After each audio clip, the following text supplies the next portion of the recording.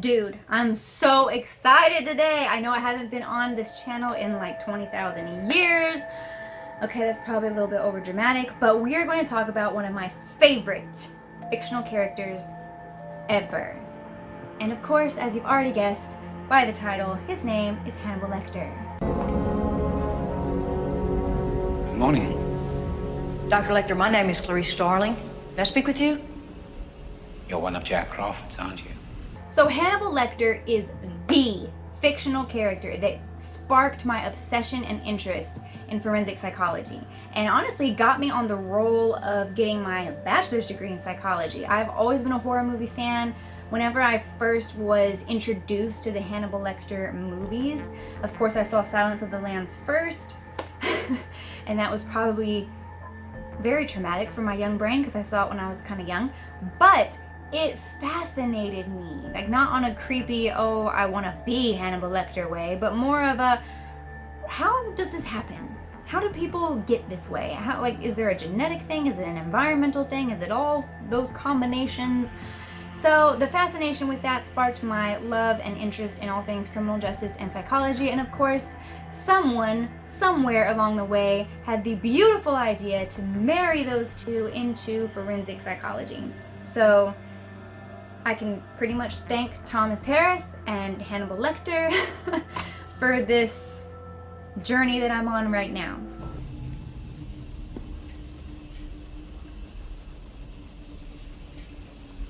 That expires in 1 week. You're not real FBI, are you? I'm still in training at the academy. Jack Crawford sent a trainee to me.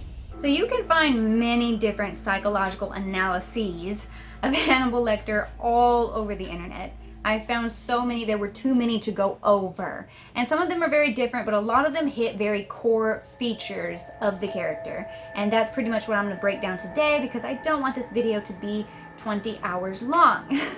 So in the book Red Dragon, there's this awesome character called Will Graham, and we see him again in the movie, and we see him again in the TV series as well. Now, I actually have not seen the TV series, so please don't hate on me if I don't reference certain things from the TV series, because I don't know all that is going on in that series yet, but I am going to check it out soon, and I'll let y'all know how I feel about it.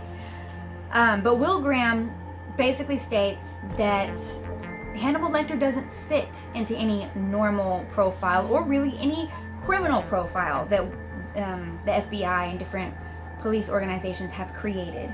Now there is a moment where I believe it was Will Graham's character that mentions that Hannibal Lecter did have a history of animal abuse as a child, and when you watch the Hannibal Rising movie, you do see that he was subjected to a lot of abuse, a lot of very traumatic, disturbing things that, you know, most people wouldn't get over just very well. But at the same time, I don't think most people would have turned into quite the same thing as Hannibal Lecter. Now, the sometimes frustrating thing that I find is that there are a lot of similarities between sociopath and psychopath. They practically have the same traits, but I'm going to get into the differences in between those two topics in just a moment. But most psychiatrists will basically classify Hannibal Lecter as a sociopath, of course. But according to Thomas Harris, who is the author of all of the Hannibal books, he was actually created based on a real life character. In my opinion, I don't really see a lot of the correlation, but it's not my job to see the correlation because I'm not the author, I'm not the person that created the character, so it's okay. But supposedly, Hannibal Lecter was based on a surgeon from Mexico who had the last name Trevino. And Trevino was convicted for brutally murdering and then chopping up his boyfriend, who I think went by the name Jesus. He was obviously sentenced to death. I don't know exactly what year he died or if he was even put to death or what all that. But anyway, the main discrepancies that I have between that real life case and the character of Hannibal Lecter is the simple fact that there was no cannibalism involved. And Hannibal the Cannibal is so widely known for his cannibalism. That's such a huge, significant part of his criminal profile that it's hard for me to see the correlation between those two cases. I mean, obviously the brutality is there and all of that good stuff, but throughout the movies and the books, we are pretty sure that Hannibal Lecter either is just completely non-sexual, he doesn't seem to really get off on much of anything, or he is heterosexual, because he does have somewhat of a creepy fascination with Clarice, just a little bit. Another discrepancy that we have between the Trevino case and Hannibal Lecter is, of course, Hannibal Lecter is a genuine serial killer. He has killed many times, eaten many people, whereas Trevino, I believe, only was convicted for murdering one person. That was more of a crime of passion, supposedly, according to the case study. And with Lecter, there is no passion. It's like this cold, methodical, psychopathic vibe. You know, he doesn't really get overly emotional about much. Perhaps you'd care to lend us your view on this questionnaire, sir. Oh, no. You were doing fine. You had been courteous and receptive to courtesy. You had established trust with the embarrassing truth about Miggs. And now this ham-handed segue into your questionnaire. It won't do. Now, of course, all things fiction give the creator, the author, the director free license of self-expression. So, of course, there's going to be a lot of differences. You don't want, I mean, unless your goal is to create a true crime documentary or something like that, you don't want things to be too relatable to real-life cases. But it does seem like Hannibal Lecter himself has been placed on this huge pedestal as far as serial killers go, to almost mythic proportions. Now, one thing I read in an article, I don't even remember which article, I read several articles on Flow Psychology's website and Psychology Today's website, which I will link down below, but there was one article I read that was saying the character of Hannibal Lecter is likened to the archetype of Satan or Lucifer himself. Now, at first I was like, wait, what? That's an archetype? Whatever. But the more that they were explaining this archetype, the more I sat back and was like, you know what? He does kind of fit into this little category. So in the Satan Lucifer archetype, we have this creature who is very much other. He doesn't consider himself part of mankind, but he does have kind of like this twisted love and fascination with mankind. But like most psychopaths, they do tend to see themselves as something above or just different from people, especially with cannibals. I think with Hannibal Lecter, it falling into this mentality of being separate from human beings or above other human beings or whatever it was, I think that really helped him rationalize the eating of human flesh. Now, according to that article by Flow Psychology, Lecter is an intelligent predator. Of course he's a predator. He hunts, he stalks, he's very elusive. He exhibits signs of both sociopathic and psychopathic behavior, which again is like pretty much the same thing, but we're going to get into the differences in just a moment. He does hunt his victims. At times he ambushes his victims. You can see that throughout the TV series from what I've heard, the movies, the books. And of course his end game is always to consume some part of his victim. Now, Lecter tends to only hunt, stalk, and eat people that he finds rude or annoying or just stupid in some way. But it does seem like whenever he is on the verge of being caught by someone, he will turn on the people that he somewhat admires and eat them as well. Like whenever, like at the beginning of Red Dragon, we see Will Graham piecing it together and he finally figures out, oh my gosh, Lecter's the killer. And then Lecter says that he would eat Will's heart because that's the part of him that he admires about him. So I think at the end of the day, Hannibal Lecter is just point blank a psychopath. He's a killer. He doesn't feel emotion or affection, but he does tend to have these like obsessional relationships almost with the people that he admires. Now, the one person that he never actually tried to eat was Clarice, but I think the thought probably crossed his mind several times. So as we've just talked about, Lecter is capable of feeling this kind of like twisted admiration. He definitely has that for Will Graham at first and then for Clarice Starling later. And he gets really obsessed with Starling in a lot of different creepy kind of ways, making drawings of her, kind of keeping eyes and tabs on her throughout the whole time. It's almost like he grows fond of her. Now, we can never say ever that Hannibal Lecter loves anyone. He's incapable of love. All psychopaths are pretty much incapable of love, but they are capable of becoming obsessed with and just kind of like affectionate towards the people that they admire, the people they get this obsession for. But it's different from what we would consider affection. It's more of like, oh, I'm affectionate towards this person, so I'm just, I'm not gonna kill her and eat her. And that's me showing affection. Anyway, according to Psychology Today, Lecter was portrayed as obviously an accomplished medical doctor and a psychiatrist. This makes him doubly terrifying in my opinion because he can get into your head so quickly and so subtly that you may not even know he's there. We see this a lot with Silence of the Lambs when he's getting into Clarice's head about the lambs and things like that. After your father's murder, you were orphaned. What happened next? I don't imagine the answer is on those second-rate shoes, Clarice. I went to live with my mother's cousin and her husband in Montana. They had a ranch. Was it a cattle ranch? Sheep and horses. How long did you live there?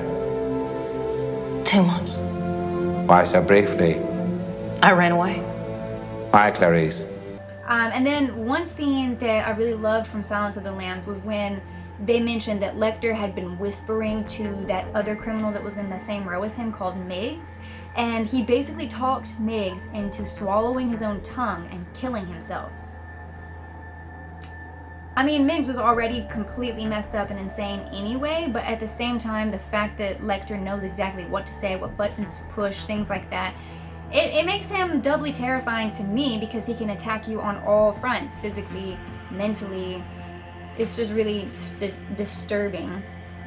But overall, Hannibal Lecter is portrayed as this like super powerful and almost like mythological serial killer. He's definitely put on this weird pedestal as far as fictional characters go, and he has a lot of traits that are consistent with real life serial killers that we've seen. And unfortunately, especially with American society, a lot of people deify serial killers for some reason, and they get, like, don't get me wrong, I'm fascinated by serial killers, but I definitely am not ever trying to give them fame and fortune. Like, serial killers are just, no. They're honestly pathetic. But it's the victims that we should be talking about. The reason that serial killers and murderers and arsonists and the reason that criminals fascinate most of us, I would hope, is that we get worried. We get worried and we get anxious about like, these are different tendencies and things that could become a problem within society. Like what is it that causes these huge abnormalities in the brain and the thought processes and things like that with these people to make them act so insanely? I think that's why most of us are kind of obsessed with true crime and things like that. But I think it is important for us to always distinguish between the crime itself and not give so much attention and recognition and fame to the killers, because there's no, you do not deserve fame for being a killer. But overall, in my opinion, Hannibal Lecter is the creepiest serial killer in a fictional story that I've encountered so far, for the simple fact that he can appear so normal. Think about it, he's a psychiatrist. He knows exactly how most normal behavior is supposed to look, how he's supposed to act, how to charm people, which is a big sociopathic tendency and trait. He can completely charm people. He can act completely normal. And he does, to kind of lure people in and things like that. And to me, that's the most disturbing part of him, because if you just pass someone like him in a brief moment, you would never know. But with Hannibal Lecter, a brief moment is all you're gonna have before you end up probably on his plate. So let's talk about some sociopathic traits. Now, a lot of people have some of these traits, but to be considered an actual sociopath or an actual psychopath, you have to have just about all of them concurrently. I hope I used that word right. So some of the sociopathic traits that Lecter exhibits are a superficial charm. He can be very charming, but it's all surface value. He doesn't actually care to be charming. He doesn't care if you find him charming. He doesn't care about any particular person at all. He's very manipulative, very cunning. He doesn't fully realize that people have rights. No killer really does. Like a serial killer does not really know or understand that people have rights to not be confined or to not be killed and things like that. Like, they don't understand that, or they choose not to. A very grandiose sense of self-worth, which with Hannibal Lecter it's weird because at times he can seem very humble. He doesn't project his inflated ego out to the world like a narcissist would, but at the same time, with the way he speaks, with the way he carries himself, and with the way he kind of smooth talks with Clarice and with Will Graham, you can see the fact that he is kind of pompous, like he's kind of arrogant in a way. He does have a tendency to lie. I don't know if it would be considered pathological, but he does lie. He is very manipulative. He obviously feels no remorse or shame for what he's done or guilt for what he's done. He has very shallow emotions. I don't think we ever really see him angry or out of control at any point in time. And he has an incapacity for love. He cannot feel love. Psychopaths tend to exhibit these same or similar traits, but with psychopaths, it's slightly different in that these people have completely turned to violence, to crime. They may have killed, probably have killed, they have hurt people, and they have a complete disregard for societal norms and laws. They don't care about laws. You can be considered a sociopath and not be a murderer, but you can also be a sociopath who has turned to murder and therefore have become a psychopath. So yes, with Hannibal Lecter, his most disturbing aspects are of course the fact that he eats people. Oh my gosh, I can't even imagine what that would be like. That's so very disturbing. It's like one of the biggest taboos in most societies is the concept of cannibalism, like a person eating another person. So there is that. It's very frightening. It's very like, what?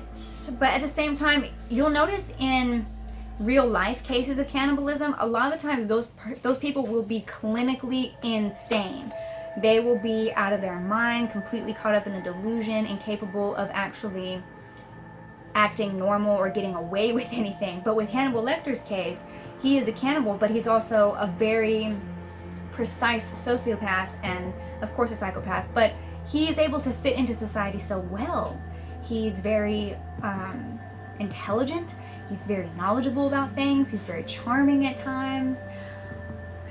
He appears like a regular person, but underneath there's just this, it's like he has this grandiose like delusion that he needs to eat people, but instead of in like real life with being caught up in the delusion to such an extremity that they're unable to function in daily life, it's like he's able to control his delusion and keep it inside and keep it under wraps so that other people don't see the level of insanity that he's really reached.